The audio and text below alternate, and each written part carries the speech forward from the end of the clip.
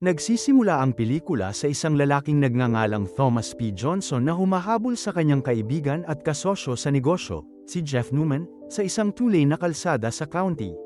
Pinapahinto ni Tom si Jeff ngunit patuloy pa rin sa pagbilis si Jeff. Bigla, isang truck ang sumulpot sa harap ng sasakyan ni Tom at napilitan siyang mabilis na ilihis ang kanyang sasakyan palabas ng kalsada. Dahil dito, lumipad ang sasakyan ni Tom, at tuluyang bumangga sa isang puno. Sumunod ang pelikula sa isang babaeng Golden Retriever at sa kanyang tatlong tuta, kabilang ang isang tuta na may iba't ibang kulay na nakatira sa isang liblib na sulok ng isang lungsod.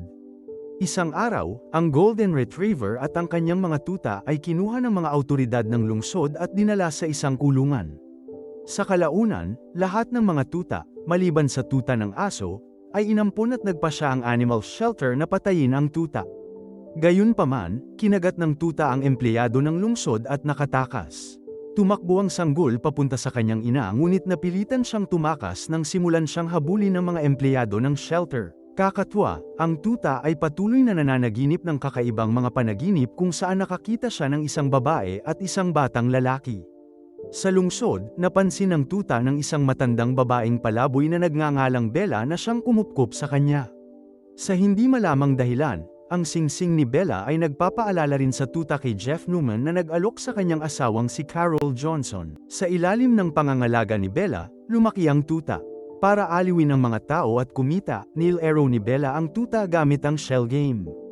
Isang araw, tinawag ng isang naglalakad ang kakayahan ng tuta na talunin ang laro ni Bella bilang isang fluke at nagpasya si Bella na pangalanan ng aso na fluke. Lumipas ang ilang buwan at nagkasakit si Bella. Isang araw, namatay siya habang natutulog at muling naiwan si Fluke mag-isa. Gayunpaman, natagpuan si Fluke ng isang asong mahilig sa kalye na nagngangalang Rumbo. Nakipagkaibigan si Rumbo sa kanya at tinuruan siyang umihi na parang aso.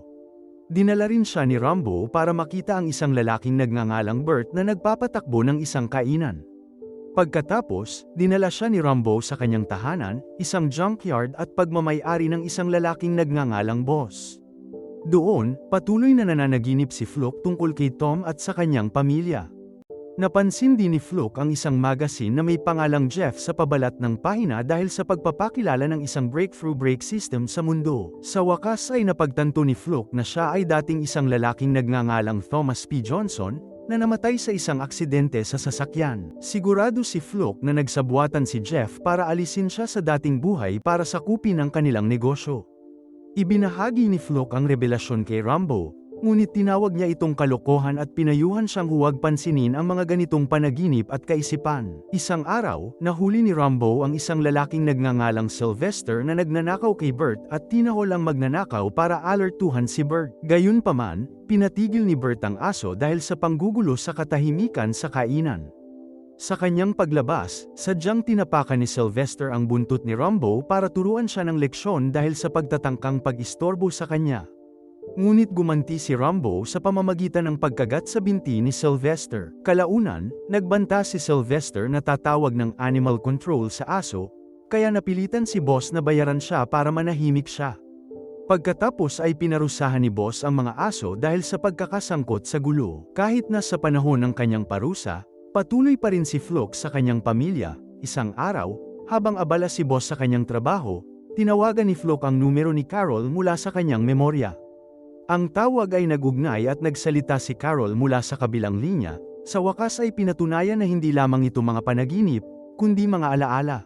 Matapos matiyak ang kanyang nakaraang buhay, muling kinausap ni Fluke si Rumbo tungkol dito, at sa pagkakataong ito, inamin ni Rumbo na may alam siya tungkol dito. Gayunpaman, nang ibunyag ni Fluke ang kanyang plano na muling makasama ang kanyang pamilya, inanunsyo ni Rumbo na hindi niya itututulungan na mahanap ang kanyang pamilya. Habang paalis si Rumbo, dumating si Sylvester kasama ang isang grupo ng mga lalaki na dumukot kay Fluke at dinala siya sa isang kumpanya ng kosmetiko para sa mga eksperimento. Sa panahon ng mga eksperimento, pumasok si Rumbo sa pasilidad at pinabagsak ang nangungunang siyentipiko, na nagudyok kay Sylvester na tumakas at matakot. Pagkatapos ay pinakawalan ni Rumbo ang lahat ng mga hayop mula sa kanilang mga kulungan. Pagkatapos, inakay ni Rumbo si Fluke palabas ng pasilidad. Gayunpaman, habang tumatakas sila, bumalik si Sylvester kasama ang mga security at binaril si Rumbo. Nakatakas sila papunta sa kakahuyan, ngunit si Rambo ay nabaril at namatay. Ikinwento ni Rambo, isang naghihingalong Rambo, kay Fluke ang tungkol sa kanyang nakaraan. Nabunyag na ang itim at puting larawan ng isang lalaking nakasuot ng sailor suit sa pader ni Bert ay ang dating sarili ni Rambo. Bukod pa rito, si Bert ay kanyang kapatid, at ipinahayag niya na nais niyang maamoy muli ang dagat. Iminumungkahi na namatay si Rambo habang ginagampanan ng tungkulin sa kanyang nakaraang buhay. Pagkamatay ni Rambo, hinanap ni Fluke ang kanyang natitirang asawa, si Carol, at anak, si Brian. Naglakbay siya ng milya-milya papunta sa paaralan ng kanyang anak. Pagkatapos maghintay ng ilang oras, sa wakas ay lumitaw si Brian, at siya ay sinundo ng kanyang ina, si Carol. Agad na tumakbo si Fluke papunta sa sasakyan ni Carol, na ikinatakot ng kanyang ina. Sinubukan ni Carol na paalisin ang aso, ngunit mapilit siya. Matapos mabigang mapabilib si Carol, sinubukan ni Fluke na akitin si Brian, ngunit nagpatuloy si Carol sa pagmamaneho palayo. Gayunpaman, ayaw sumuko ni Fluke at sumunod sa kanila pauwi. Sa huli, nagawa ni Fluke na maakit si Carol gamit ang kanyang mga tipikal na panlilinlang sa aso, at pinapasok niya ito sa bahay para sa isang kainan. Gayunpaman, nakumbinsi ni Brian si Carol na hayaan siyang panatilihin si Fluke hanggang sa matagpuan nila ang kanyang amo. Pinaliguan nila si Fluke ng maayos at tinanggap ito sa kanilang buhay. Sinubukan ni Fluke na magbigay ng mga pahiwatig kay Brian na siya ay kanyang ama, ngunit nakikita lamang ito ng bata bilang isang uri ng himala sa Pasko. Sa gabi, binigyan ni Carol si Fluke ng isang maliit na aparador para matulog, ngunit palihim na lumabas si Fluke pagkatapos matulog ang lahat at gumala sa bahay. Matapos patulugin ang kanyang anak, nagbitiw si Fluke para sa gabing iyon sa tabi ni Carol. Sa mga sumunod na araw, mas nakilala ni Fluke ang kanyang pamilya. Ginugugol din niya ang kanyang araw sa paglalaro kay Brian, na hindi kailanman nagkaroon ng oras si Tom noong nabubuhay pa siya bilang isang lalaki, napagtanto niya kung gaano kahalaga ang bawat sandali. Umaasa siya na kahit papaano ay makakahanap siya ng paraan para masabi sa kanila kung sino talaga siya. Isang araw, dumating si Jeff sa kanilang tahanan at inatake siya ni Fluke, dahil sa hinala na ang kanyang pagkamatay bilang tao ay sanhi ng kanyang dating kasosyo sa negosyo. Dahil sa pagkamangha, tinulungan ni Carol si Jeff na sunggaban si Fluke at itapon palabas ng bahay. Nalabis na ikinadismaya ni Brian. Tinawagan din ni Jeff ang animal control para ilabas ang marahas na aso sa ari-arian, dahilan para magtago si Fluke. Nang gabing yun, palihim na pinapasok ni Brian si Fluke sa kanyang kwarto sa gitna ng malakas na ulan. Matapos makatulog si Brian, lumabas si Fluke ng kwarto at nakinig sa usapan nina Jeff at Carol. Binanggit ni Carol si Tom at nagpahayag ng pagsisisi dahil hindi niya alam ang pinagdadaanan ni Tom sa trabaho. Inalo siya ni Jeff at isang bagay ang humantong sa isa pa at nag-away ang dalawa, na ikinadismaya ni Fluke. Kinabukasan, palihim na lumabas si Fluke ng bahay at tumungo sa kumpanya nina Tom at John. Samantala, nang magising si Brian na may lagnat at sinubukang lumabas para hanapin si Fluke, pinabalik siya ni Carol sa kama. Bago pumasok sa gusali, sinisikap ni Fluke na umihi sa kotse ni Jeff. Narinig din niya si Jeff na nakikipag-usap sa isang empleyado sa opisina na nagngangalang Rose. Tinanong ni Rose si Jeff tungkol kay Carol at sinabi niya rito na mas maayos na ang kalagayan nito kaysa dati, ngunit namimiss pa rin niya si Tom. Dagdag pa ni Jeff na namimiss din niya ang kanyang yumaong kaibigan. Pagkatapos ay palihim na pumasok si Fluke sa opisina ni Tom at naalala niya ang pagtatrabaho hanggang gabi at pagkansela ng kanyang dinner date kasama ang kanyang asawa. Biglang tumunog ang telepono at pagpasok ni Jeff sa silid. Palihim na lumabas si Fluke.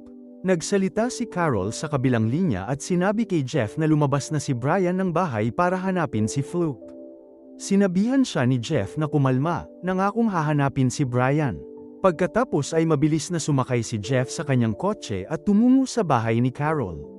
Habang papunta roon, inatake siya ni Fluke na nagtatago sa kanyang kotse sa likurang upuan. Mabilis na nawala ng balanse si Jeff at bumangga ang kotse sa isang halijing ladrilyo. Nagtamo rin ng pinsala si Fluke mula sa aksidente at bigla niyang nabawi ang natitirang memorya niya.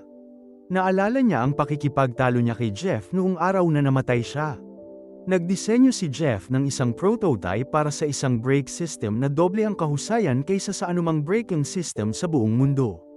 Gayunpaman, hindi nasiyahan si Tom dito dahil doble ang halaga nito, na nangangahulugang mas kaunting kita para sa kumpanya. Nang subukang ipaalala ni Jeff kay Tom na itinatag nila ang kumpanya para sa isang positibong bagay, nagalit si Tom dahil nabibigatan siya sa responsibilidad na pangalagaan ang kanyang pamilya. Humantong ito sa isang pagtatalo at nang maging agresibo si Tom, padabog na lumabas ng opisina si Jeff. Gayunpaman, sinundan ni Tom si Jeff sakay ng kanyang sasakyan, at pinilit na makausap ito. Patuloy na inutusan ni Tom si Jeff na huminto habang pabaya na nagmamaneho sa maling bahagi ng kalsada hanggang sa lumihis siya para maiwasan ang pagbangga sa isang paparating na truck at namatay. Sumugod si Jeff sa tabi ni Tom at sinubukang iligtas siya ngunit hindi nagtagumpay. Sa wakas ay napagtanto ni Fluke na si Tom ay isang workaholic lamang sa malayo na nagtataboy sa kanyang pamilya at mga kaibigan. Ang lahat ay kasalanan ni Tom at si Jeff ay palaging kanyang tunay na kaibigan. Dahil sa pagsisisi, lumapit si Fluke upang tulungan si Jeff tulad ng ginawa niya noong naaksidente si Tom at tila napagtanto ng isang nasugatang Jeff ang tunay na pagkakakilanlan ni Fluke. Gayunpaman, walang masamang balak si Jeff at sinabihan si Fluke na hanapin si Brian bago pa ito ma-hypothermia dahil sa pagbagsak ng nyebe. Nang hihinayang si Fluke sa kanyang ginawa, sumigaw si Fluke para tulungan si Jeff sa isang dumaang driver bago tumakbo palayo. Sa isang kutob, pumunta si Fluke sa sementeryo kung saan inilibing si Tom at sa kabutihang palad ay natagpuan niya roon si Brian. Lumabas na ikinulong pala si Brian ng isang walang kam-alay-malay na tagapangalaga ng lupa. Sa bahay, nalaman din ni Carol na nasa sementeryo si Brian matapos tingnan ang kanyang mga drawing. Sumiksik si Fluke kay Brian para panatilihing mainit ito hanggang sa makarating si Carol sa sementeryo at binuksan ang mga gate gamit ang kanyang sasakyan. Isinakay ni Carol si Brian sa sasakyan at sinabi niya sa kanya na nanaginip siya kung saan kinausap siya ni Fluke. Tila sinabihan siya ni Fluke na huwag umiyak bago niya isiniwalat na kailangan na niyang umalis. Pagkatapos ay sinubukan ni Carol na hikayatin si Fluke na umuwi kasama nila. Gayunpaman, hinukay ni Fluke ang nyebe sa harap ng lapida ni Tom upang ipakita kay Carol kung sino talaga siya sa pamamagitan ng pagtuklas ng salitang "forever" sa ilalim. Isang pariralang madalas niyang sabihin sa kanya bilang isang tao. Nawala ng malay si Carol at hinayaan niyang umalis si Fluke nang walang pagtutol. Dahil sa bigat ng loob, umalis si Fluke at ipinagkatiwala ang kanyang pamilya kay Jeff para sa kanilang kaligayahan. Inihayag ni Tom na kinailangan niyang umalis dahil sa wakas ay natanggap na niya na hindi na niya maaaring maging ang lalaking may pamilya na dapat sana ay naging siya at dapat na lang niyang pahalagahan ang buhay na mayroon siya ngayon, na hindi niya nagawa noon. Sa malayong lugar at pagkaraan ng ilang panahon, habang nagpapahinga sa ilalim ng isang puno sa isang bukid ng mag-isa, muling nagkita si Fluke at si Rambo, na muling nagkatawang tao bilang isang ardilya. Hindi na maaaring maging mas masaya si Fluke at nag-usap silang dalawa buong araw. Iyon lang ang lahat mula sa video. Sana ay nagustuhan ninyo ito. Mag-subscribe para sa higit pang nilalaman tulad nito at pindutin ang like button para matulungan kami. Mag-iwan din ng komento kung gusto ninyong i-recap namin ang inyong paboritong pelikula. Hanggang sa muli, ingat kayo.